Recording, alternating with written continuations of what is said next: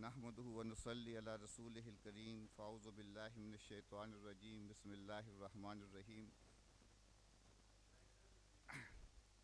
الرحمن علم القرآن خلق الإنسان علمه البيان صدق الله مولانا العظيم.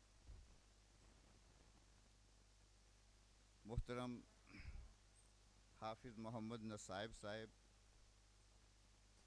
صدر تنظیم اساتذہ پاکستان ڈاکٹر الطاف صاحب، صدر تنظیم اساتذہ خواتین ساجدہ ظفر صاحبہ، سید جہان بادشاہ صاحب، ڈاکٹر میاں محمد اکرم صاحب، صاحبزادہ محمد جان صاحب، عائشہ سید صاحبہ اور میرے انتہائی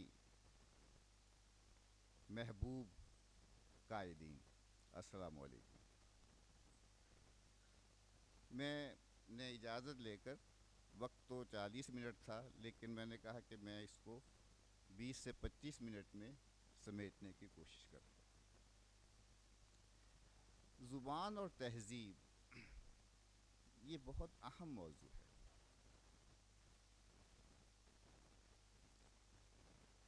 عام طور پر زبانوں کے حوالے سے تقسیم در تقسیم ہوتی رہتی ہے کہ یہ مادری زبان ہے، یہ قومی زبان ہے، یہ اجنبی زبان ہے. فورن کا ترجمہ اجنبی اور پردیسی ہے. فورنر جو ہے اس کا ترجمہ غیر ملکی نہیں، اجنبی اور پردیسی ہے. تو فورن لینگویج کا مطلب اجنبی زبان ہے. تو یہ تین زبانوں کا کردار کیا ہوگا، ان کا امپیکٹ، ان کا اثر کیا ہے تہذیبی رویوں کی افزائش پر، یہ آج کا موضوع ہے.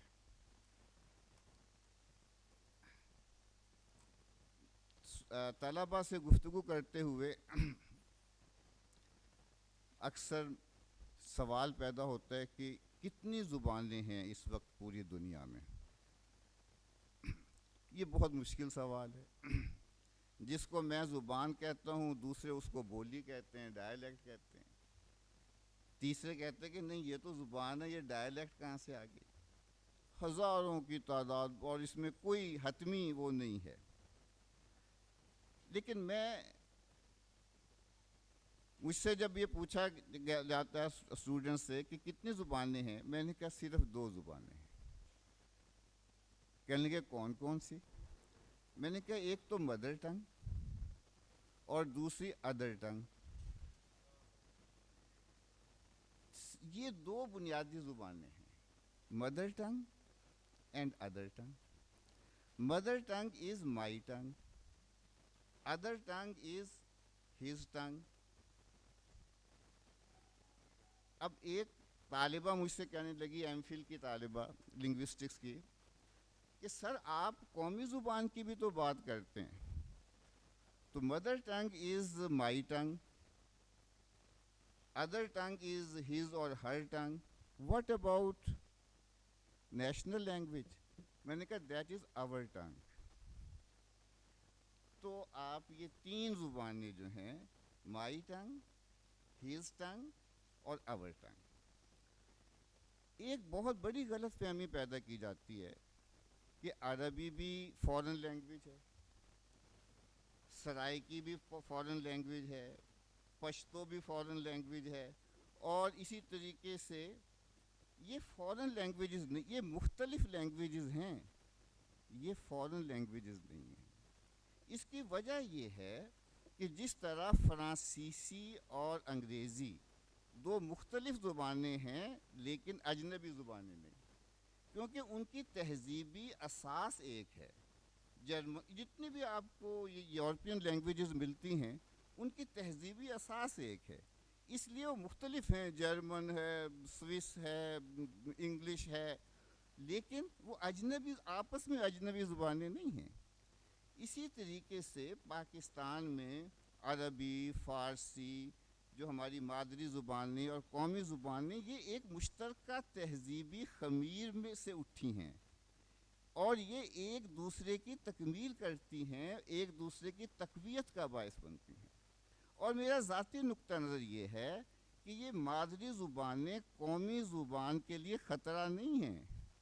مادری زبانیں توانا ہوں گی تو اس سے قومی زبان توانا ہوگی، اور قومی زبان توانا ہوگی تو اس سے مادری زبانیں توانا ہوں گی۔ یہ تو آپس کے کزنز اور ان کے رشتے اتنے قریب ہیں، ان کی ثقافت اور تہذیب اتنے قریب ہے، اتنی مانوس ہیں ایک دوسرے سے، کہ یہ ہماری مشترکہ زبانیں ہیں، مختلف ہیں ذخیرہ الفاظ کے حوالے سے، لیکن یہ اجنبی زبانیں ہیں۔ اب سوال یہ پیدا ہوتا ہے کہ ہم اکثر یہ بات سنتے آئے ہیں کہ تہذیب زبان پر اثر انداز ہوتی ہے، اور یہ بات بالکل درست ہے۔ یعنی وہ تہذیب خود ایک زبان کے اندر جو معنی ہے اس کو تبدیل کر کے رکھ دیتی ہے۔ میں ایک لفظ گرل فرینڈ، میں نے اس کی ایٹیمولوجی، ہسٹری آف ورڈز، لفظوں کی تاریخ کا مطالعہ کیا۔ 10ویں صدی عیسوی میں لغات میں گرل فرینڈ کیا لکھا گیا تھا؟ Friendship among girls. 10ویں صدی عیسوی میں گرل فرینڈ کا مفہوم یہ تھا فرینڈشپ ایمنگ گرلز، سہیلی۔ اور اس کے بعد آپ یہ دیکھیں کہ ماڈرن ایرا میں اس کا کیا مفہوم ہے اور پوسٹ ماڈرن ایرا میں اس کا کیا مفہوم ہے، یہ آپ مجھ سے زیادہ جانتے ہیں، اس لیے اس کی تشریح کی ضرورت نہیں۔ اس کا مطلب یہ کہ لفظ تو وہی ہے لیکن معنی تبدیل ہو گئے ہیں۔ اسی طریقے سے آپ لبرل کو دیکھیں کہ 10ویں، 11ویں، 12ویں صدی میں کیا تھا، ہیومنسٹک کیا تھا، اسی طریقے سے ریشنل کا کیا مفہوم تھا۔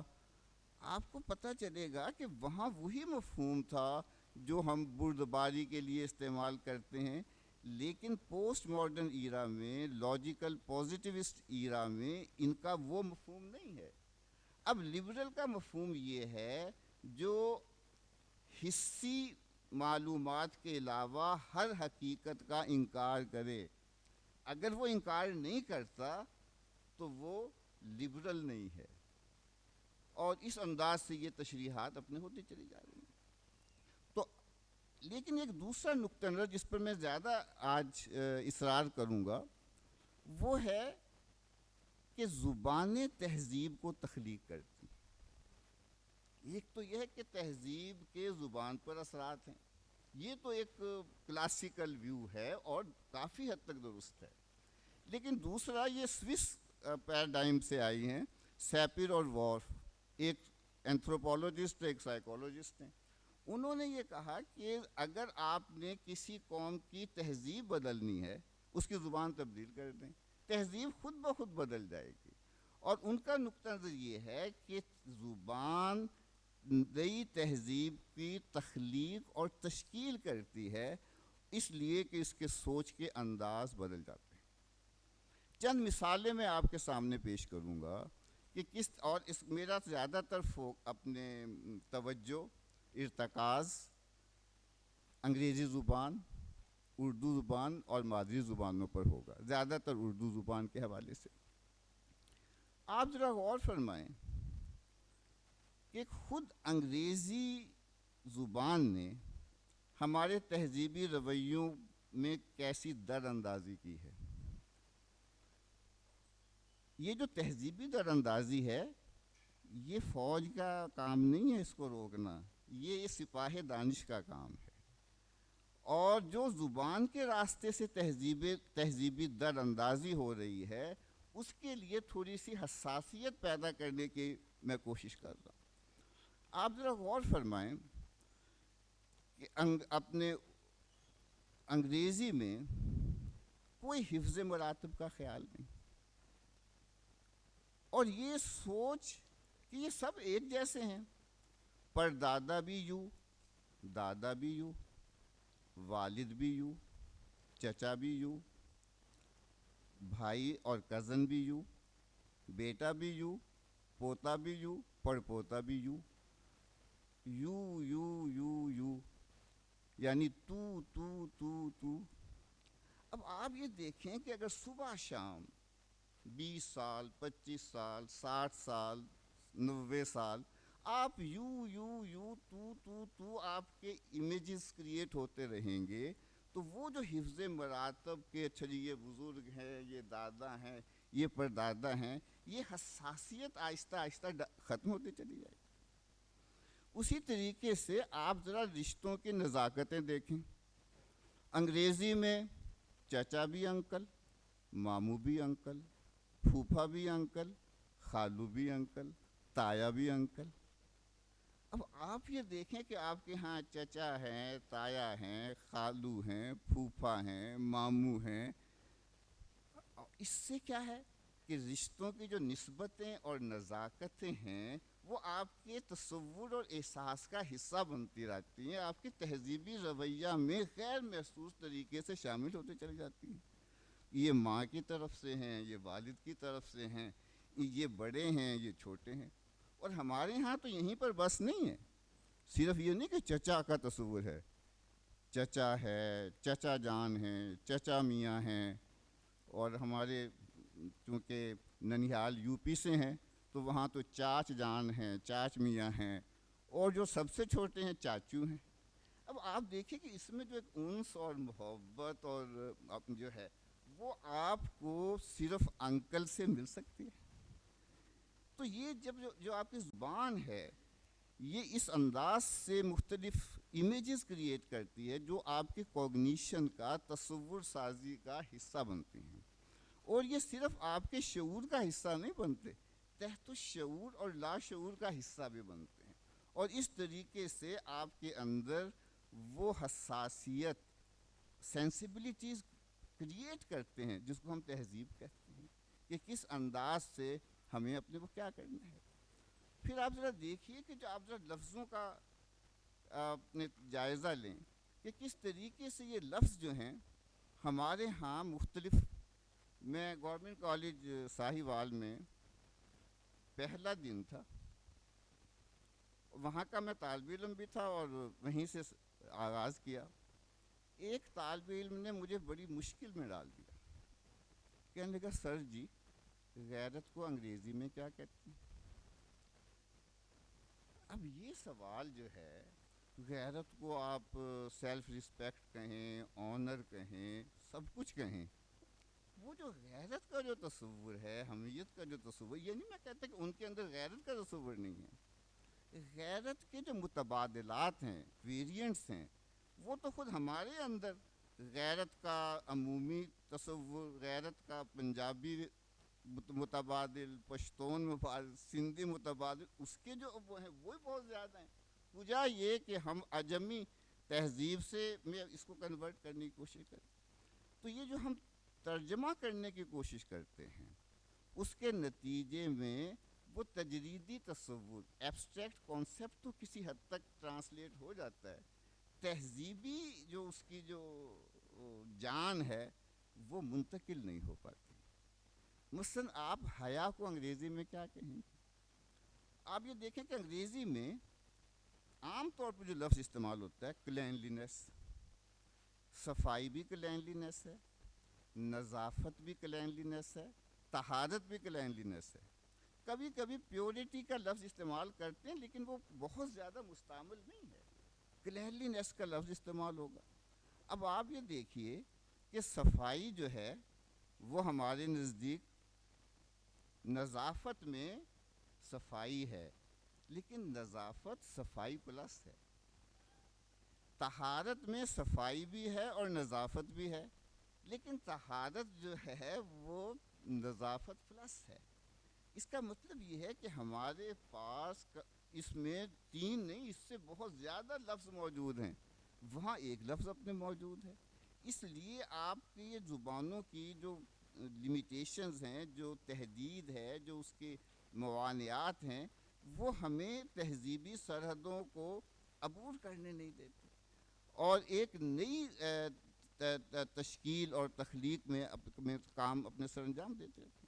بات اسی لیے میں اچھی خبر میں آپ کو یہ دے رہا ہوں کہ اس وقت یہ جو ہمارے 9 مسلم، اللہ تعالیٰ ان کو جزائے خیر عطا فرمائے، سب سے زیادہ ان رکاوٹ کو انہوں نے توڑا ہے.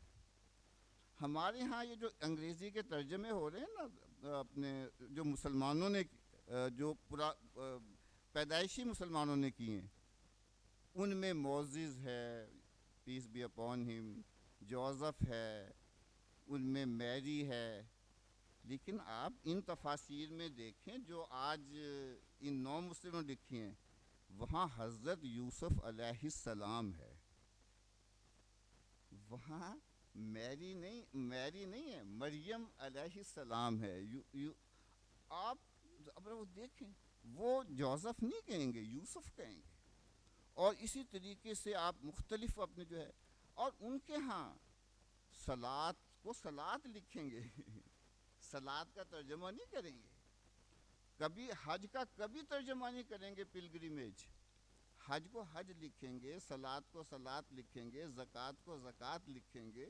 میں مبارکباد دیتا ہوں اسلامی نظریاتی کونسل کو کہ پچھلے ہفتے انہوں نے کم سے کم 3 جو بنیادی اصطلاحات ہیں انہیں کہا کہ ان کو انگریزی میں ترجمہ نہیں کرنا.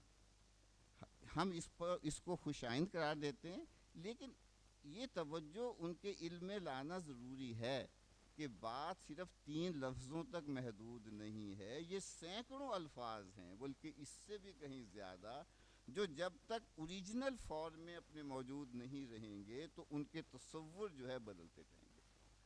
آپ مثلا آپ کسی سے کہیں کہ آپ مدینہ شریف کیوں گئے تھے، کوئی فارنر آپ سے پوچھے، آپ کہیں گے کہ آئی وینٹ فار حج.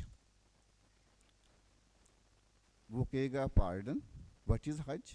آپ اس کو ایکسپلین کریں گے. اگر آپ بتائیں گے کہ حج کیا ہے. اگر آپ کہیں کہ I went for pilgrimage to Mecca, وہ بات تو سمجھ جائے گا، لیکن پلگریمیج کا جو ان کا تصور ہے وہ سمجھے گا، حج کا تصور نہیں سمجھے گا. تو اس لیے بعض اوقات ہم لوگوں کو سمجھانے کے لیے وہ اصطلاحات استعمال کرتے ہیں، اور اس کے نتیجے میں جو ہے وہ تصور جو ہمارا تصور ہے وہ منتقل نہیں ہو رہا. پلگریمیج کا جو ان کا اپنا ویسٹرن کانسیپٹ ہے وہ منتقل ہو گیا. وہ بھی سمجھتے ہوں کہ اچھا کچھ زیارات کی ہوں گی، کچھ اچھے اپنے خوشنما چیزیں ہوں گی، اور اس سے بچ ہے. اسی طریقے سے میں اپنا ایک تجربہ آپ کے سامنے رکھتا ہوں. آفاق کی انگریزی کی کتابیں پہلے ہرا سے ہم نے شروع کیا تھا، پھر آفاق میں کنورٹ ہوئی. تو میں نے ایک مضمون میں لکھا دادی جان.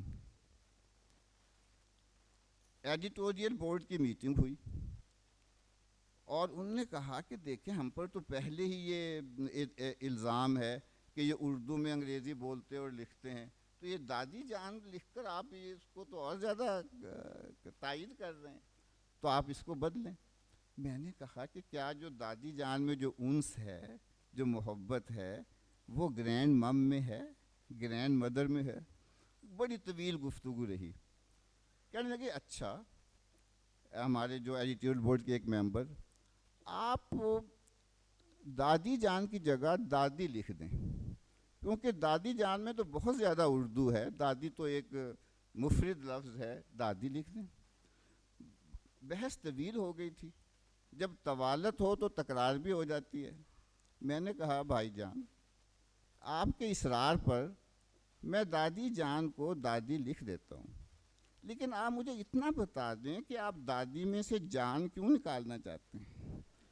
یہ جان ہماری تہذیب ہے، یہ جان ہمارا انس ہے، یہ جان ہماری محبت ہے، یہ جان ہماری، یہ جان ہمارے رشتے ہیں، یہ جان ہماری پہچان ہے، یہ ہماری آئیڈینٹی ہے. اگر ہم اس سے الگ تھلگ ہوتے چلے گئے تو آخر میں جو ہے، اور پھر صرف یہ نہیں کہ طرز تخاطب میں بہت زیادہ فرق پڑتا ہے. میں ایم فل کے اسٹوڈنٹس کو سیمینٹکس پڑھا رہا تھا، اس میں یہ ریفرنس ہے، یہ سینس ہے. ایک ہمارے وزارت دفاع کے اہم شعبے میں، وہ بھی ایم فل کرنے آئے تھے چھٹی لے کر. کہنے لگے کہ یہ جو آپ کہہ رہے ہیں کہ یہ ریفرنس ہے، یہ سینس ہے، کیسے بدل جاتی ہے؟ وہ شخصیت تو وہی رہتی ہے، حوالہ تو وہی رہتا ہے، تو آپ کہتے ہیں کہ یہ اس سے معنی بدل جاتے ہیں. میں نے کہا، وہ شادی شدہ تھے، بچے مطلب کافی 40s میں تھے، اور میں نے کہا کہ دیکھیں، آپ اسلام آباد جاتے ہیں، ان کا گھر اسلام آباد تھا، تو اگر آپ اپنی ماں جی کو یہ کہیں کہ میری بیگم نے آپ کو سلام بھیجا ہے، یہ کہیں گے، یا یہ کہیں آپ کی بہو نے آپ کو سلام بھیجا ہے، اب دونوں کا ریفرنس تو ایک ہی ہے، سینس بدل گئی ہے، حوالہ ایک ہی ہے، معنی ایک ہی ہے، معنویت بدل گئی ہے. کہنے لگے پھر بھی مطمئن نہیں ہوئے. کہنے لگے کہ بندی تو وہی ہے، میری بیگم بھی وہی بندی ہے، آپ کی بہو بھی وہ بندی ہے، معنی میں کیا فرق پڑا ہے؟ میں نے کہا، اور میں نے ان کو ایک یقین دہانی کرائی.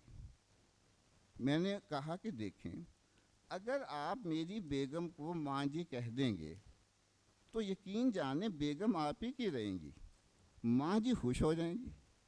کہنے کہ پھر معنی میں کیا بدلا؟ میں نے کہا ایموٹیو میننگز جو ہیں، اس کے جو جذبہ، جو بڑی غلط فہمی ہے کہ معنی صرف تجریدی تصور نہیں ہے، معنی جذبہ بھی ہے، احساس بھی ہے، تخیل بھی ہے، وجدان بھی ہے، شعور بھی ہے، تحت الشعور بھی ہے، لا شعور بھی ہے، عرفان بھی ہے، الہام بھی ہے.